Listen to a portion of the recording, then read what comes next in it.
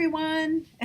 Welcome to my studio. It's me, Kae Pea, and I'm here at the Moon and the Maker bringing to you our final Stampstract lesson in the first series of Creating with Stampstracts. I just want to thank you all so much for joining me. I'm super excited about today because this is a lesson I've really been wanting to share. And so, excuse me, before I get ahead of myself and before I get so excited, I want to just go over with you the materials that you'll be using for this lesson. First of all, we do have I do have both of my Stampstract sets on hand, and of course you can use whatever Stampstracts that you have. You can use mounted or cling. I will be using cling mostly for this project, just because I like to be able to use my clear acrylic blocks to be able to kind of see where I'm stamping. I am going to be using one other stamp that is not in the Stampstract line, and it's just a text stamp that is the definition of the word infinity. And so I'm going to use that, and that is a RubberMoon stamp though, by the way. I'm going to be using some gesso, white gesso, and a mixture of some of my favorite colors of paint. It doesn't matter what brand, but I am going to be using some golden high flow and some golden fluid acrylics, and then also some of these soft body acrylics, but you can use whatever brand and whatever colors you like, of course. You're going to want a couple paint brushes.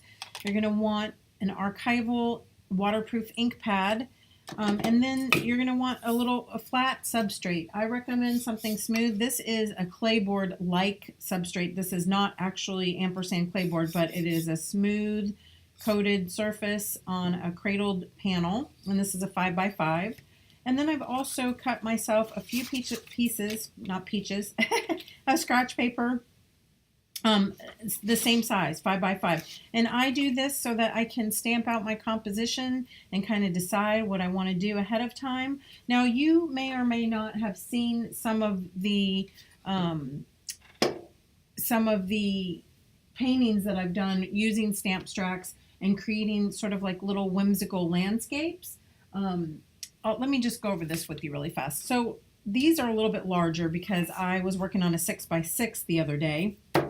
And so I just want to show you that I took these pieces of scratch paper and I just stamped out randomly. I just chose images from the Stampstract line that I thought would be fun to play with, and I just stamped out little compositions, okay? And so I wasn't sure where I was going or exactly what I was going to do, but as things progressed, I decided that it would be fun to show you, you know, how to stamp and then paint, doing a little more of a scene. Okay, so these were random, these were more abstracty. I think this would be a really fun painting to do, and I wanted to just play with some of my rectangles and squares and things like that.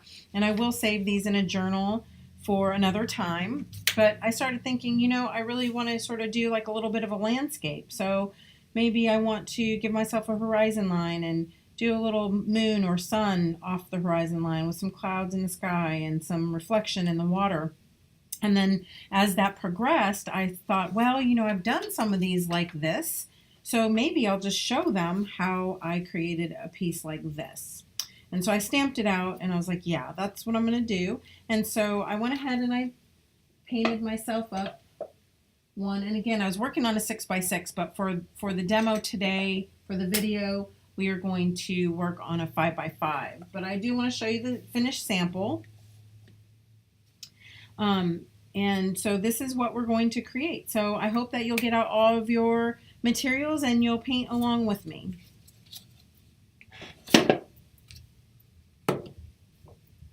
So I'm just going to go ahead and get started. I'm going to sort of decide where I want my horizon line to be, and it's going to be about a third of the way down. So I'm going to take this infinite stamp, and I want to stamp it just to be sure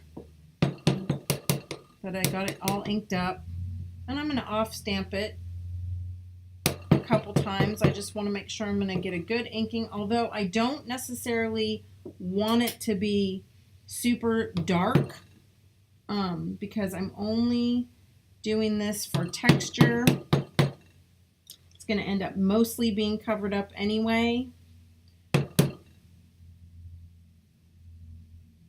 And I can even go in and sort of, you know, I've actually created a piece similar to this, and I stamped it over the whole background. But so you could do that too. It's, you know, and it does not obviously have to be this stamp. You just want something that's textural, maybe that has some words, just for a little added interest. But you know, that's optional.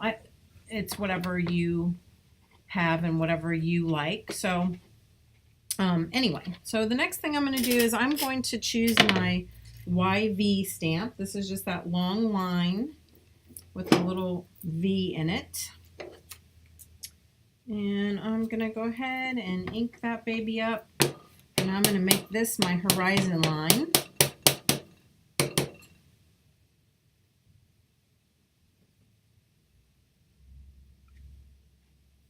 And I'm going to flip it around. And I'm going to stamp it on the other side, trying to line it up, but if it does not line up perfectly, that's okay too. I can always take a little Sharpie marker and sort of connect it if I need to. That's one of the things that I love about these stamps, is that they're kind of very loosely drawn and they're a little bit scratchy, I guess you could say. And so they play well together. Now I'm going to go ahead and take a couple Post-it notes, and I'm going to use them for masking. I maybe want to pull my words up to that line a little bit, and I don't want them to go over, so I'm going to take that stamp again, that same word stamp, and just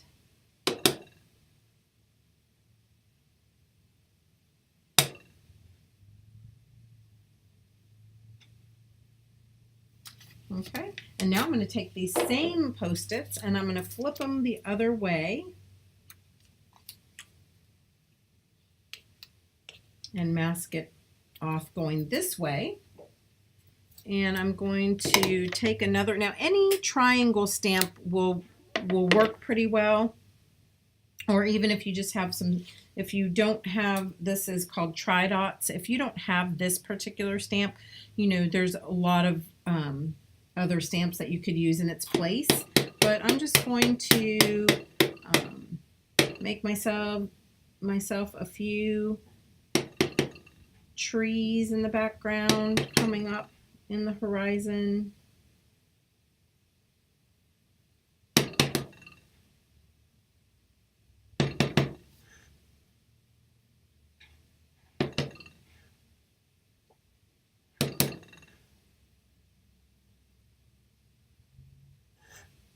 Okay, and you can pull your masks off now. I'm going to take my scallop, and actually I have a scallop going both ways. In set one is in set 1 and one is in set 2, so you just sort of need to decide where and how you're going to use those. And then I also do want to use my Dream Maker stamp, and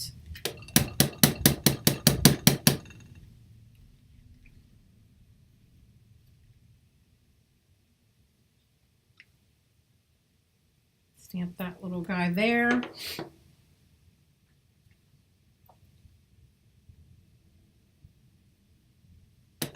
going to go ahead and give myself a couple little scallops or clouds.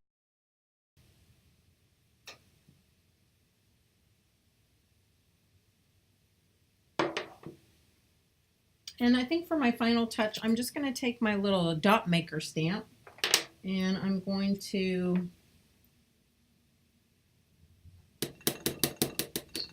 just sort of add a little bit more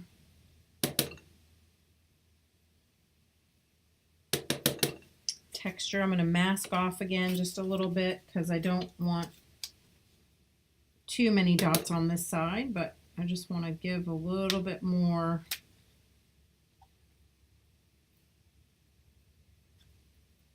little, almost like little stardust.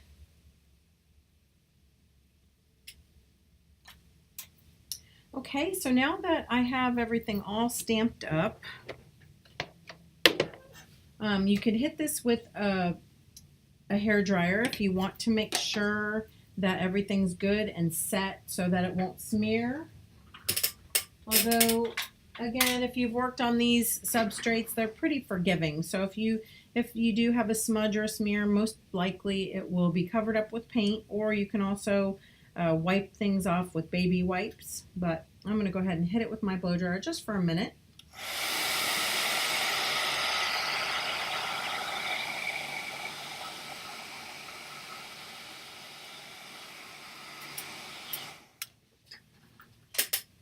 And then we're just going to get to painting. And I'm going to start out with a little bit of white gesso.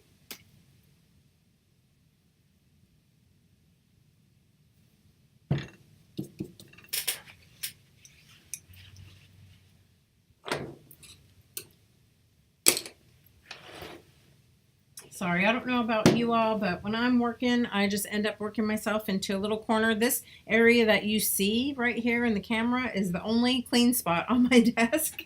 So hopefully you can all relate. Anyway, so I'm going to go ahead and with a little bit of white gesso, I'm going to cover up some of these words because I don't want them to be super harsh. I don't want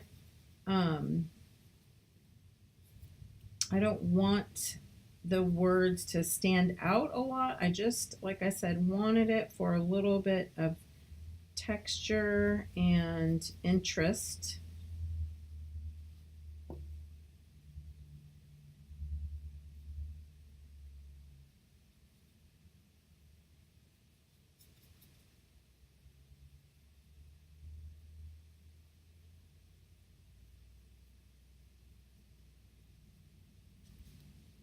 Okay, so I laid my white gesso down there, and then I'm going to go ahead and let that dry and go up into the sky and work in that area while the bottom part dries a little bit.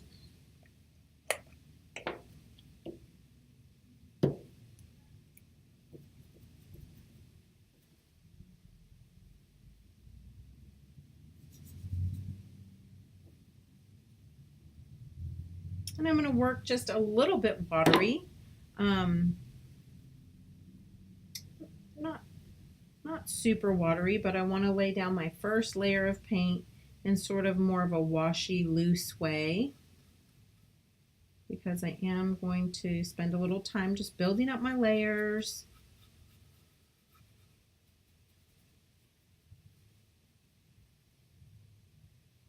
And I'm using a number, what is this again? This is a number 14. Well, it's called a bright, but if you had a flat brush, that would work great too. I like just the flat edge. I may switch off to a round brush in a little while, but for the most part, I'll just work with one brush for probably most of the painting. When I begin doing a little bit of details and things like that, maybe in the face, I will switch to a smaller, more pointed brush.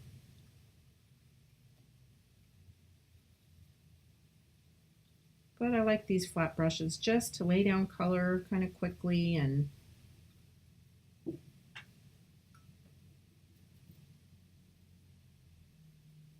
so some of the colors that I'm going to be using, I'm just going to tell you what I'm working with. I am going to be using this manganese blue.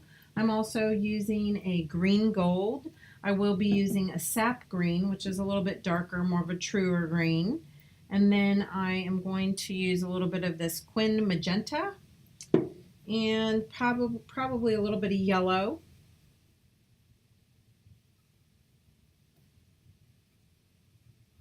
And then, of course, my white gesso. And possibly one shade of darker blue as well. It just kind of depends. I know it's crazy, but it depends on what's on my table, first of all, and then it also depends on just what I'm feeling. So I'm sure that you can relate to that. What kind of mood you're in. So I laid down my green gold. Now I need a little bit of a darker green, so I'm going to go ahead and squeeze out some sap green.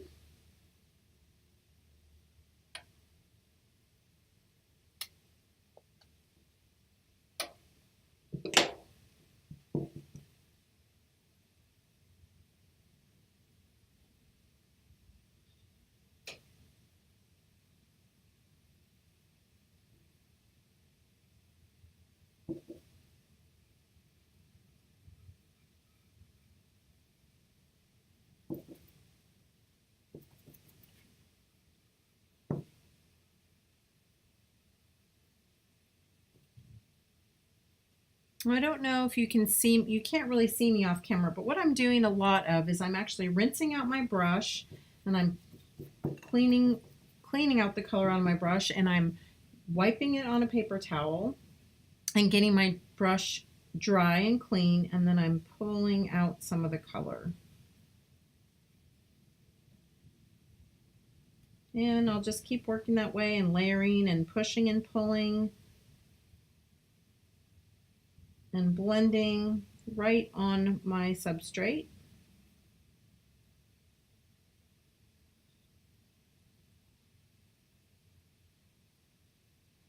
Because this is sort of a loose and fun painting. I'm not worried about it being perfect or painting all in the lines or anything like that. I'm going to get a little bit of this teal.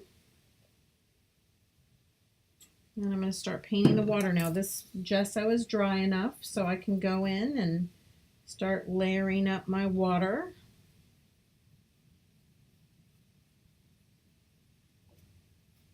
I like to dry off my brush and sort of use it to pull my color.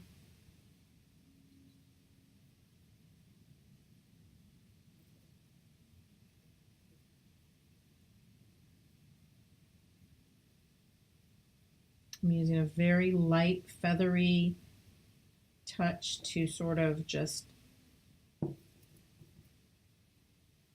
gradiate my colors and spread it without getting any real harsh lines.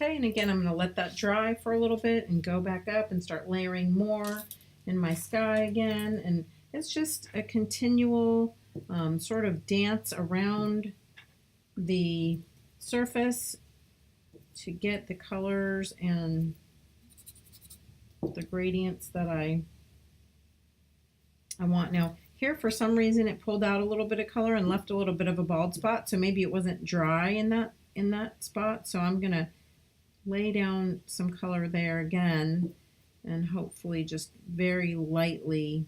That's sometimes these panels, whether it be clayboard or whatever, if they have a little bit of a smooth surface, it takes a while for the paint to really set up on there, and sometimes it can be those slick surfaces can be a little tricky. So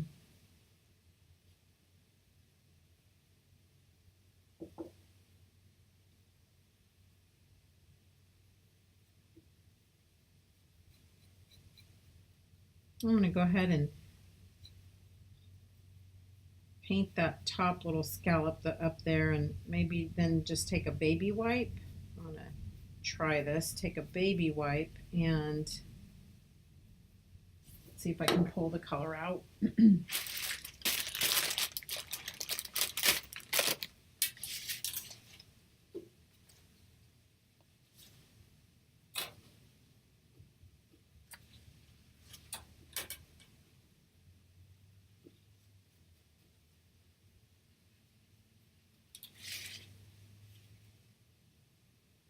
There's going to be a lot more layering going on anyway. So But as I'm sort of waiting for this to all dry, I'm going to go ahead and start in my moon face. Now, if you want a just, a glowing sphere in the sky, like a sun or a moon, and you don't want to give it a face, that's completely okay. I have a little spot on here I'm trying to get up. I don't know what got on my panel, but oh well, it doesn't matter. Anyway, I'm sorry. I got a little distracted. If you want to just have like, a glowing moon, you can just go in and you could cut out a piece of paper and collage over that. You could paint over it with gesso and then just layer your color and just have, a sphere in the sky. Or you can make your own. I created this Dream Maker stamp actually to sort of just create your own face and your own details if you wanted to. You could leave it like this and just paint it, or you could take a Sharpie marker or a micron pen and just give your own little personality. You could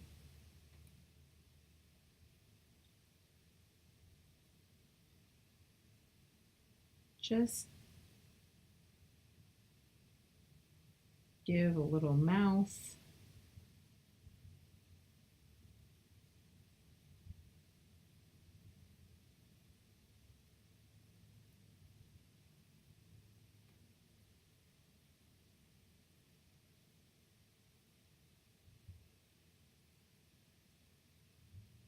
And as easy as that, you have a sweet little face. And you can just paint that in. Again, if you don't like something that you did, I know I've repeated this many times, but you can easily wipe it away with a baby wipe or a little bit of rubbing alcohol, or you can paint over it. So I just don't want you to be scared to try something in case you don't like it. There is no mistakes really that cannot be fixed or undone. So right now I'm going in with just a little bit of white gesso and a more pointed, smaller brush. And I'm going to continue to paint this face and maybe some little dots for the stardust.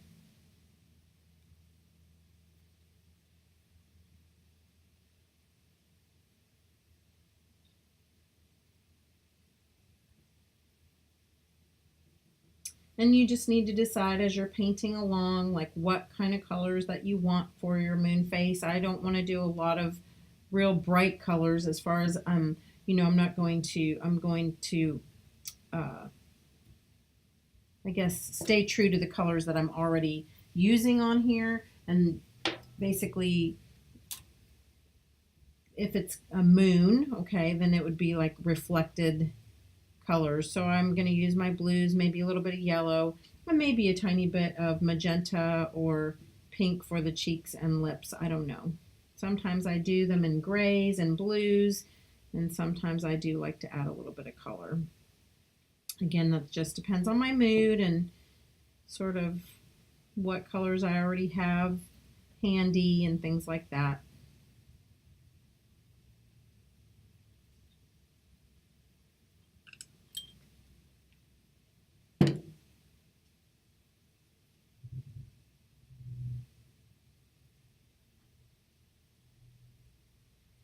When it's coming out of your own imagination and you're having fun, the moon can be whatever colors you want it to be.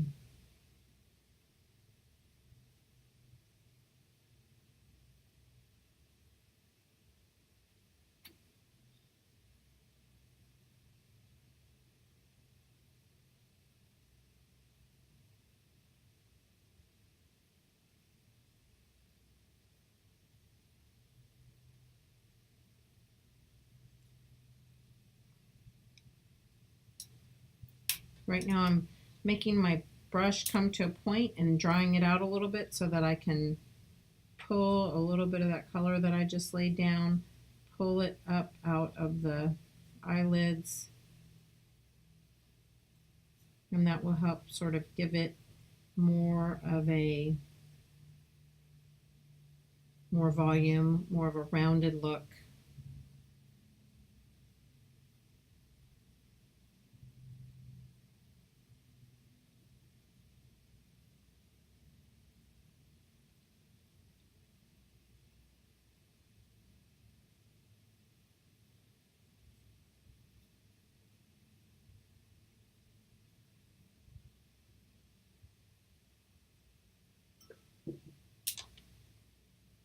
And a lot of times I use my brush as much to pull color out as I do to lay color down.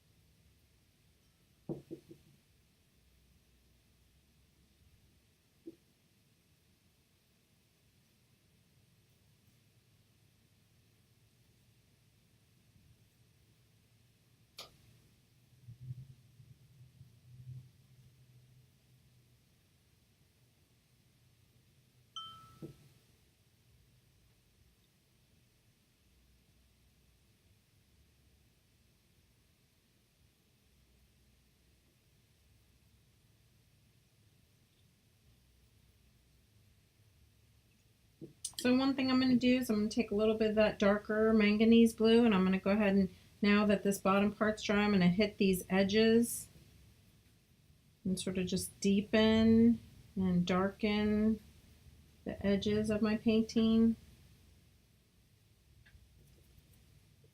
Again, using a clean and dry brush to sort of pull some of that through and blend it a little bit better and soften those lines.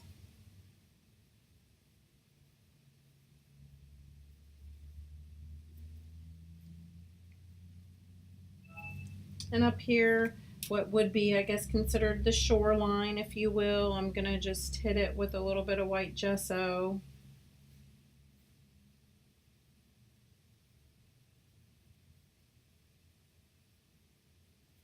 So fun. I hope that you find painting and creating this type of thing as fun and relaxing as I do. I'm going to take a clean and dry brush again, and I'm going to dampen it just a tiny bit. I'm going to put down just the smallest bit of the magenta color. And remember, these colors in particular, these fluid colors, are very thin and not really watery, but almost more like an ink. So I'm going to use that just the slightest amount, and I'm going to go back into my horizon and lay down just the softest amount of pink, sort of like a little bit of a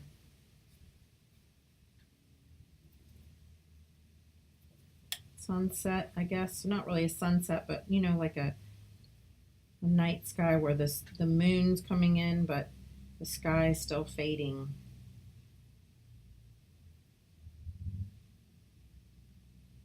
And I'm going to use a little bit of blue in the kind of the same way and go up into my trees and hills. Remember that so much color is reflected. Hardly anything is just one solid color. So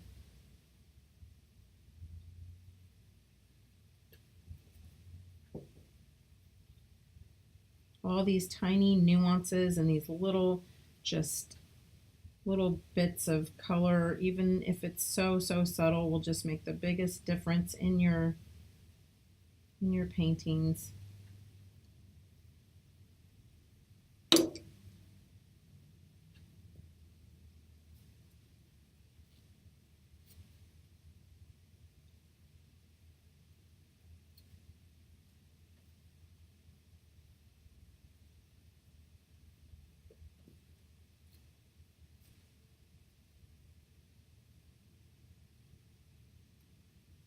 The whites of the eyes are never pure white, so I a lot of times will take a cool color like a teal and just, or a gray maybe, sometimes even a tiny bit of like a buff color, and sort of add a little bit of shading to the eyeballs.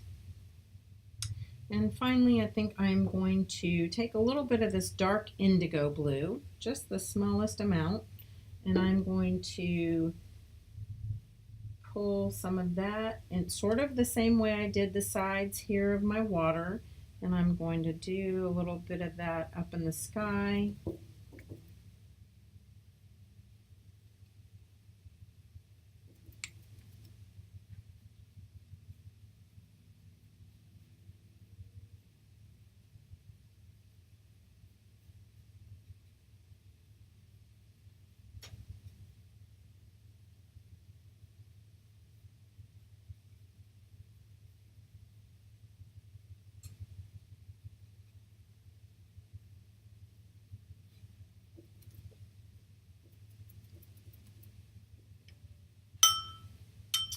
And maybe the teensiest bit of yellow. And again, yellow can be a really strong color, so you want to be careful with that if you're just trying to add just the teeniest bit of highlights. So I usually will sort of work most of it off my brush.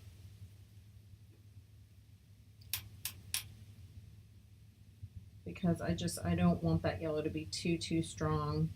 But I'm going to give my little moon a highlight around there, and maybe some reflected in those clouds.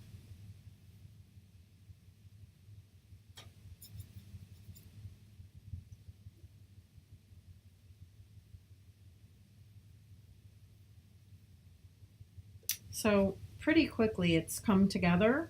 I could continue to push this just a little bit, but I sort of like it just how it is, and I think I could call it done. The only thing I would maybe still do is deepen this up in here just a little bit with maybe again some reflective colors, so a little bit of that magenta.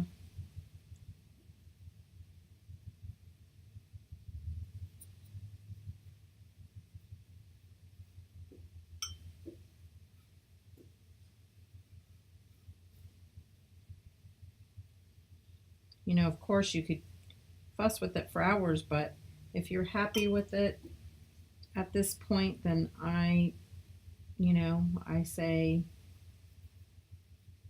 leave it be and sign it and call it done. Let's do that. So the only other thing that I would totally do, and I've said this numerous times in my classes, is to make sure that you finish off your sides. I think it's a really important part of the painting. And then you're gonna, once that's all done, you might want to varnish it or hit it with a coating of spray varnish. I use Kamar varnish actually. And then you're gonna want to wire or put a sawtooth on the back, and yeah, and call it done. So I hope that you enjoyed it. I have enjoyed this class so much. I hope to see you again really soon, and thank you again. Bye.